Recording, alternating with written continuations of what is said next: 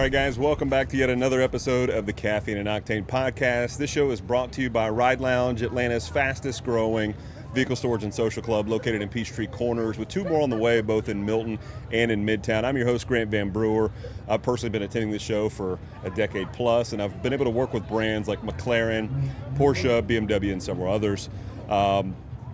Be sure to check us out at caffeineandoctane.com. We are America's largest monthly show, held the first Sunday of every month at Town Center at Cobb in Kennesaw, Georgia. Again, head over to caffeineandoctane.com to learn everything about the show and pick up the official C&O merch.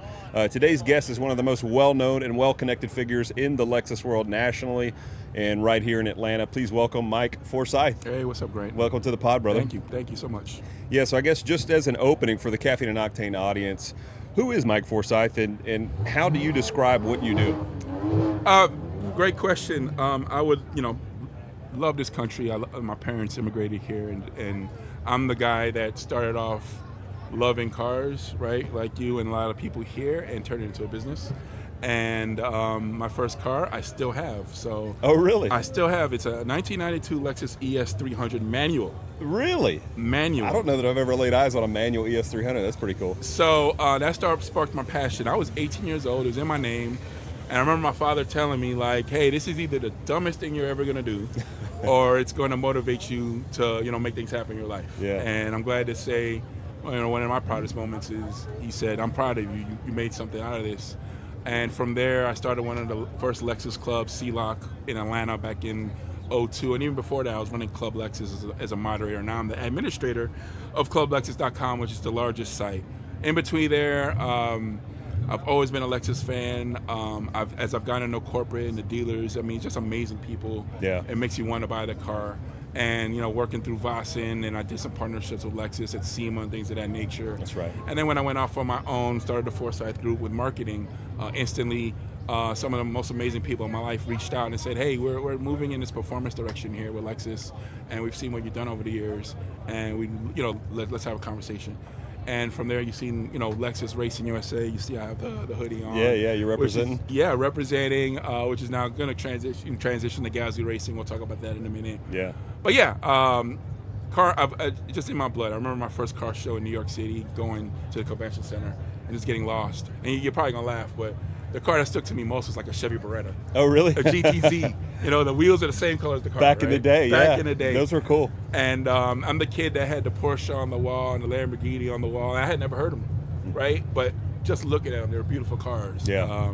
We might get into that later. I don't know. Yeah. but back then, you didn't need to hear them as a kid, right? They were just beautiful. Yeah. And seeing people like you transition into this beautiful world of cars. I tell people Automotive is amazing. Caffeine Octane hosting this largest monthly meet every month. Yeah. And be able to work with them on Lexus Feature Month, it's an honor, it's a privilege, and I'm very happy we're here. Definitely. Well, they picked nobody better for the Lexus month. You have the Lexus Legend title. Where did that come from? Is that? Yeah, just over the years, I never chased any of this. When I started, it was forums, right? This is before Instagram. This is before Facebook and everything. Yeah. The forums was the first way to bring people together, right? So it was, like I said, Club Lexus, but every brand had a forum. And if you Googled, this is easy board time. I'm not talking about 2000, 2001. And, that's where it started, Yeah. And so you've got 120,000 fans, 250,000 Facebook community members. How does someone build that kind of following? Authenticity. Yeah. To your previous question, I didn't really say, hey, I want to be I don't even like the term influencer. I just do not like it. And there's a lot of people that misuse it and misappropriated it. I would say I'm an inspirer. I would rather that word. I've inspired people. There's some young guys here I've helped out and got them into the world a little bit. I think that's part of it, but being genuine and going to events. I can't say it enough. Coming to an event face to face. I've been doing this for almost 30 years, right? Yeah. And shaking people's hands, looking them in the eye. There's a different trust level than just online. Yeah. And I tell people all the time, if you're passionate about something, whether it could be cooking, ballet, I don't care. But if your heart loves something, and I love cars, then go for it. So you're more of a community leader, I guess you would probably think of yourself. Yeah, I don't say I don't like the Lexus Legend title. I just say it because people granted it to me, right? And that's how I think it should be. Yeah. You know, I'll hold that flag. You know, and it's to open doors for others at this point. Like I said, I've been doing this for a long time, and yeah. And then we've got a great mutual friend, Jason Cummins, Buckhead Imports. Absolutely. You work directly with him. What is that relationship like? I've known Jason Cummins, probably over 15 years, right? Wow. And we actually started together in the Boston world. He had the Mad M5. Oh, that's right, yeah. If you don't know, that was the fastest E39 M5 at the time. Manual, yeah. Insane build. He still has it. Beautiful car. Jason is one of the most amazing, God-fearing man, family man, and that passion flows into his shop. Yeah. I do not work with everybody. I have told clients, no, if I just don't feel like, I want to sleep in bed at night. And Jason is just a nice guy. He's building some of the best cars here in Atlanta, and we've built quite a few for the last 5 years, the Lexus Racing. That's right. IS500 hot lap cars, and it's just amazing, me and him working together with Lexus Racing USA.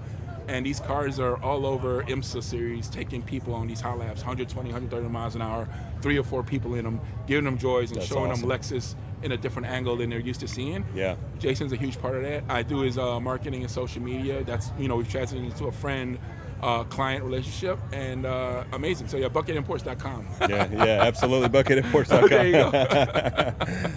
go. And then how long have you yourself been a part of the Caffeine and Octane community, and how did you first get connected to it? I am a day oneer. Wow. I have been to the first show when he had it, I think, at the high school. Yeah. So I think because of the forums, I found out about, I guess, what Bruce was doing. I did not know Bruce at the time. We pulled up, and I was like, wow, this is pretty cool. Because even back then, it was easily over 100-something cars. When he had it up in Alpharetta, we transitioned up there. I live in Sandy Springs, not too far from Perimeter, so I loved it there.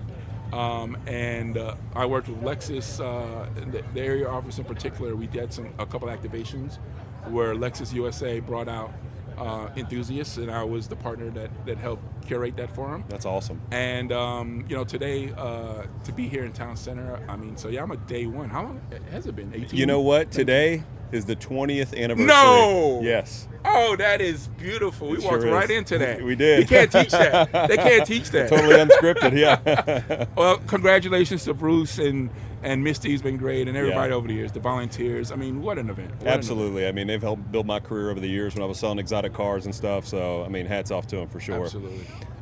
For someone building a brand around Lexus in Atlanta, what do you think that Caffeine and Octane's maybe giving you that other venues couldn't?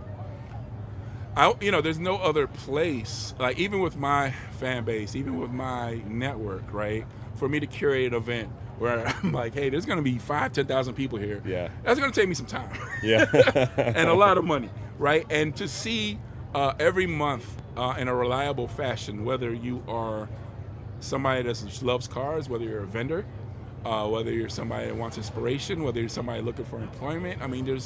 There's nothing like Caffeine Octane, and to be right here in Atlanta, we're super proud of that, and that's why so many people come out here to support it. Yeah, absolutely. So let's talk a little bit about the Lexus love, how it started, why it never left. Was the ES300, was that kind of the genesis of your love for the Lexus obsession, the first car, first impression? What locked it in? That's a good question. So this is back in, Lexus started out in 1989, right? So it's 2026. I can't say I was looking at a more sporty side then. I remember the Q45.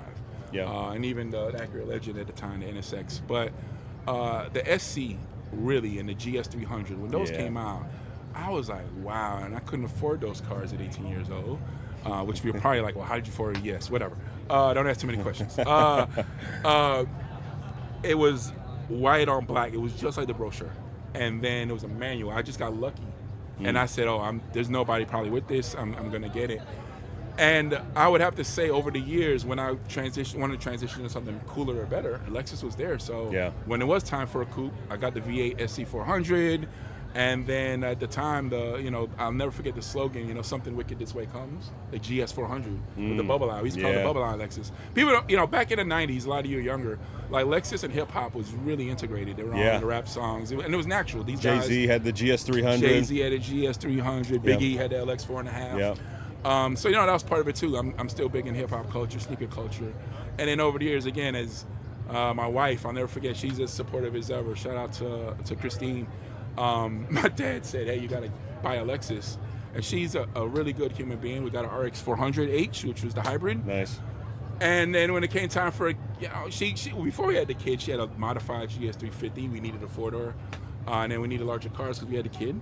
And wow, Lexus had an F Sport RX. So it was like at every moment, I didn't really have to leave the brand. That's good. Right? Yeah. Obviously, I admire the German cars, the Italian cars, Sure. 100%, the American cars, etc. I mean, Koreans are killing it right now. But at that point, Lexus always had something. And then obviously today we have the main two cars, the LX 600 F Sport, where she loves so much, she drives. And I have the LC 500 Inspiration Series, which I bought her. Yeah, and I think it's easy to say. I mean, with Lexus, you know what you're going to get. They're absolutely bulletproof. I mean, they make a wonderful vehicle. I mean, I once had a IS 300 on some Volk GTCs. Yes, I remember. I had a GS 300 on some Vossens. IS 350 F Sport. Yes. So I kind of had a couple stints there with Lexus. But what was the what was the thing that made you keep coming back to the brand? That's a good question. I always like the styling, for one. I always like the styling. Obviously, the reliability, fashion. Without saying what brand, I had a complete POS. And that kind of made me realize I'm literally was at the dealership like every weekend. And that really drove me out. Like, I can't deal with this. And at 17 years old. And then I like how they handle now. People sleep on them. So I obviously am more on the performance-oriented side, but a lot of people, they think Lexus, they think RX, or they think the SUVs. And I'm like, man, there's a badass, and I hope I can say that, V8 LC 500, IS 500. You can actually tune them. To this day, I'll go to a gas station, and people are like, that's a Lexus? Oh, really? Right? Yeah. So it let me know there was still a lot of opportunity there. Yeah. And I think they recognize that, and we'll go into that. I think what they're going to do with Gazoo Racing is really, the future. Yeah.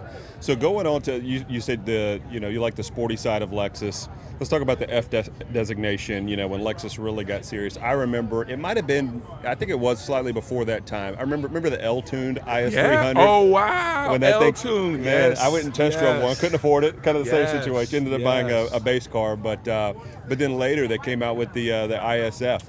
I mean, that was incredible. What did it mean for Lexus when they committed to building genuine performance cars? I think that's another great question.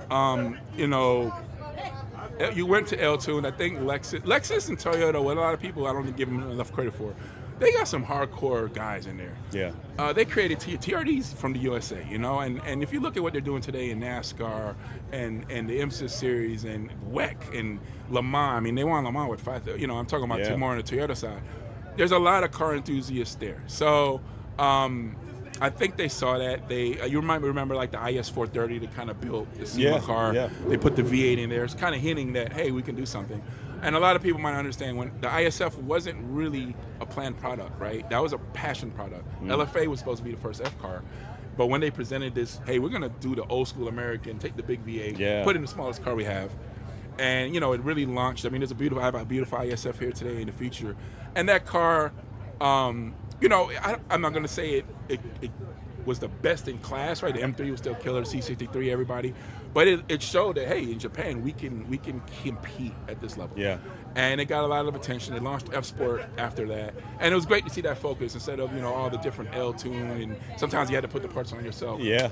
I can go to a dealer and I can buy this amazing V8 sedan, which turned into the RCF, GSF, LFA, obviously. And, Yeah, and I was working for BMW at the time, and we had taken in on trade an ISF, like fresh out the gate, and I drove it, and I was blown away with it. I mean, the engine sound, I've always loved the double-stacked exhaust tips on the back. I mean, just a well-rounded package. I mean, to your point, you read the magazine articles back in the day. It's probably not in first place, but dude, when you factor in the reliability piece of it, I mean, these cars are still going 200,000+ miles easily. Absolutely. And there's not like all these other things that you have to do along the way to keep it going. It's just basic routine maintenance, which is awesome. It goes to show it. I hope manufacturers pay attention, right? I mean, that 3%, probably not even 5% of your sales, drives so much passion to your brand. Yeah. It drives people. These are the guys posting. They're taking pictures. They're taking these cars everywhere. And it opens conversations maybe to people that never considered that brand. That's right. Or didn't know. Yeah. Right? We'll be right back, but before we do, I want to take a second to talk about the official Caffeine and Octane merch. Look, this community is something special, and now you can wear it. We're talking hoodies, tees, hats, quality stuff that actually looks good, whether you're out at the show on a Sunday morning or just living your life.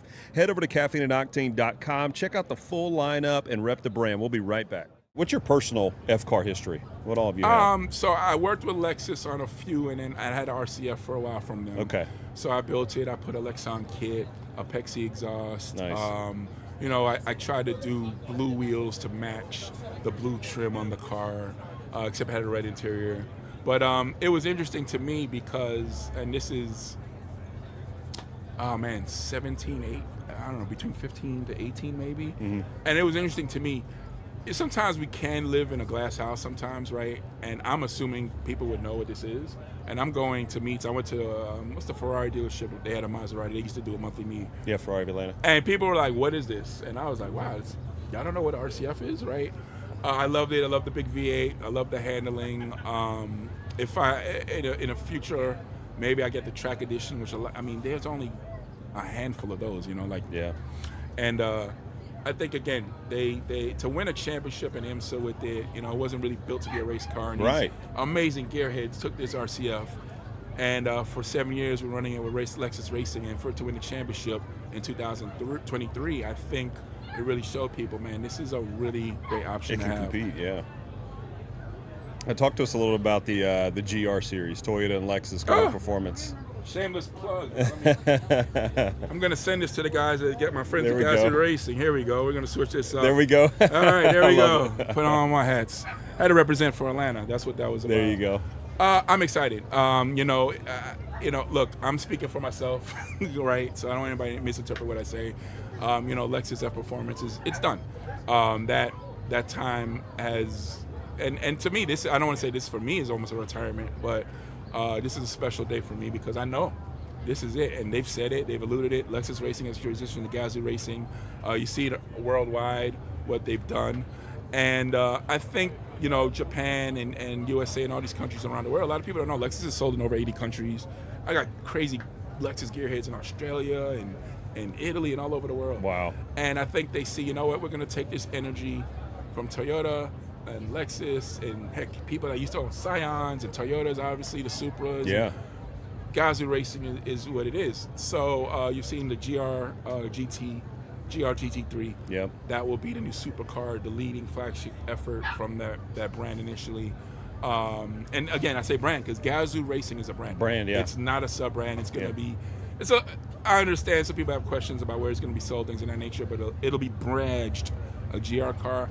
Compared to the RCF, you're talking about a car they built it as a track car first. Yeah. So I actually was honored. They were practicing at Road Atlanta, and I got to see it before everybody else got to see it. Oh, that's awesome. And I'm like, oh my gosh, this is insane. And these guys got their computers, and there's like all these 18-wheelers because they're doing all this data for it. But as you know, being a car enthusiast yourself, there's nothing like starting from a race car. Oh, absolutely. To a production car. Yes. Right? Yes. Porsche, obviously, the most storied, probably most winningest brand has done that for decades. Yeah. Ferrari, etc. And we race against those brands. A lot of people might not really even understand that. Like, yeah, we race against Lamborghini, pound for pound, yeah. McLaren, and we feel, hopefully in the future, that'll be something. So yeah, GR. Actually, next week, if you don't mind me plugging. Yeah, sure. Next week, GR Cup is actually in Atlanta. I'll be working with Gazoo Racing again. We have over 70 GR cars coming. Gazoo Racing is taking care of the corral, Nice. which is amazing.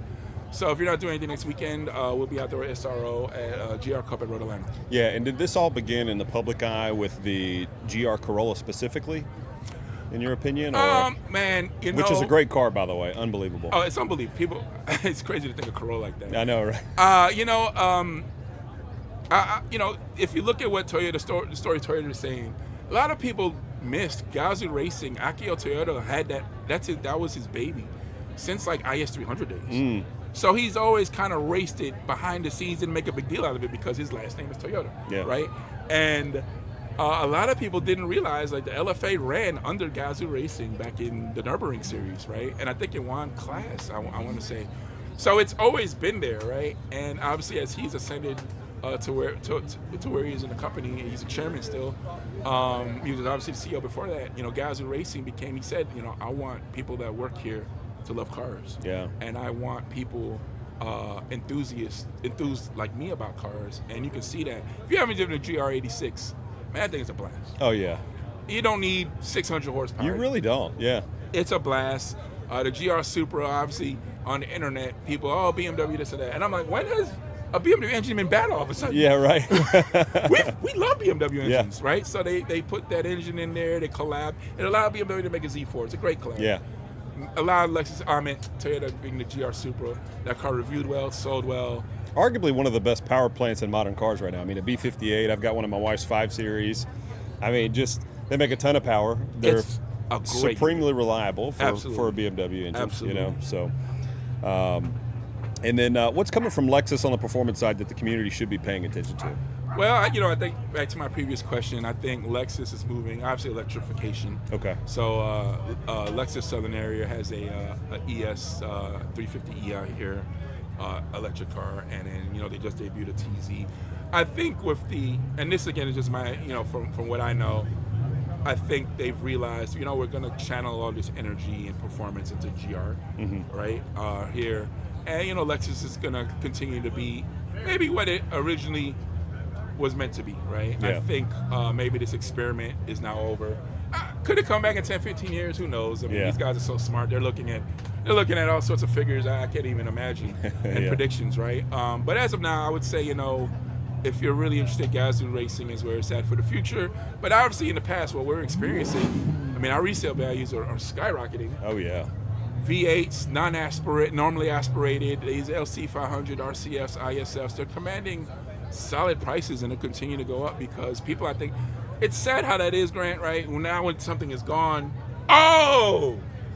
the reviews on YouTube, everybody's all excited now. I'm like, where was this 15 years Now ago? it's like a comeback hit again. You know what I'm saying? Yeah. So it's that's just human nature. That's how it is. And I'm not gonna lie to you and say, something's coming. I don't think so. Okay. I think we have to transition to Gazoo Racing. And if you still want a reliable, luxurious, premium vehicle, I mean, Lexus still will offer that for you. Yeah. Now let's go back in time a little bit. So, is it CELOC? Is that it? Yeah, CELOC, the Southeast Lexus Owners Club. Yeah, so that's one of the oldest clubs in the world, right here in Atlanta. I mean, what did reorganizing that club actually involve? Oh man, we again, passion, and I got to shout out my man Gavin Slater. I haven't spoken to him in probably every once in a while on LinkedIn. We chat, but he helped start it. He was more the tech guy. I was more the people guys, and we had a good run. We were doing Nopi. Oh, wow, yeah. And I think they're back now. Yep. So we were doing Nopi. We won some trophies together. And I think that inspired, I got a lot of inspiration from California. I don't want to take credit for, I didn't start the whole Lexus Enthusiast thing. Man, these boys in California are serious. Yeah. And it wasn't until I got to California and I saw it for my own eyes. I was like, yo, these boys ain't playing. Yeah. Like, these overnight parts from Japan. You understand what I'm saying? Exactly. And that inspired me. I took inspiration from that and watching what's done in Japan, and we did that in CELOC, and now I'm transitioning. Like I said, I took over the role with a good friend, Paul, on clublexus.com. Yeah. So we're going to have 500,000 members pretty soon. That's next incredible. Year or so. I'm a member. Yeah, there you go. Yeah. I haven't posted in a long time, but I'm a member. A lot of people, they're finding out I'm back involved. They're coming back. That's cool. I want to curate the meets again. Yeah. No different what Caffeine Octane does. I think you know that with the Ride Lounge, right? Yep. You're having your social series, right? Bringing people together. Yep. There's nothing like it. AI can't replace that. Yep. Nothing can replace that human spirit. And then you've got LexusEnthusiast.com as well? That's my friend Mike Panone. So Okay. I'm like I'm under him, basically. Yeah. I'm under boss. Yeah. But he's actually here, and that's a great thing that Atlanta has. Lexus News, Lexus Enthusiast is one of the biggest Lexus news channels.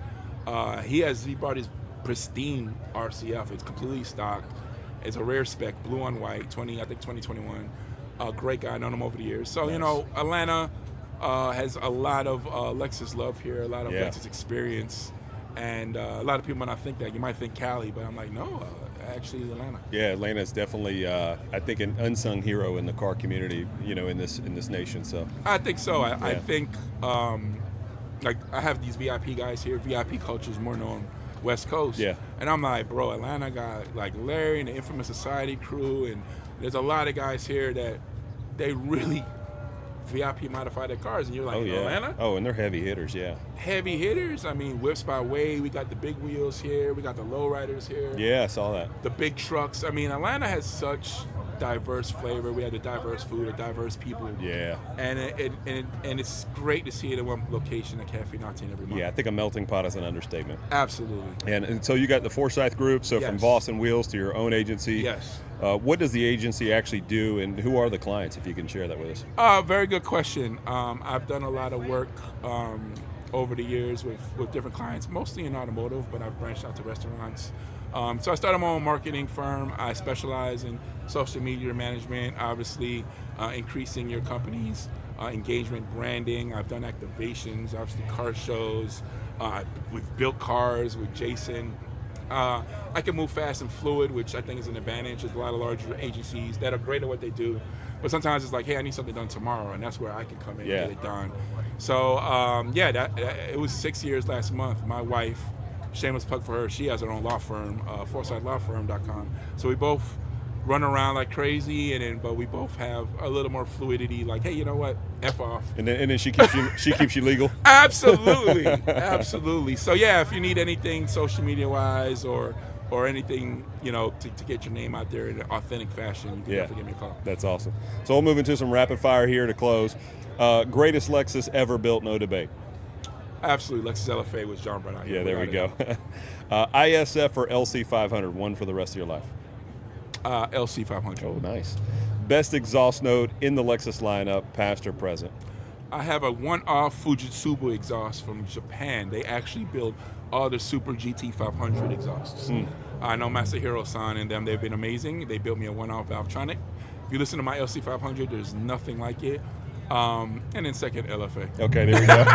Honorable mention. All right, one Lexus that is criminally underrated and the market is sleeping on right now. Very good question. One Lexus that's criminally underrated right now. Used, I'm going to go with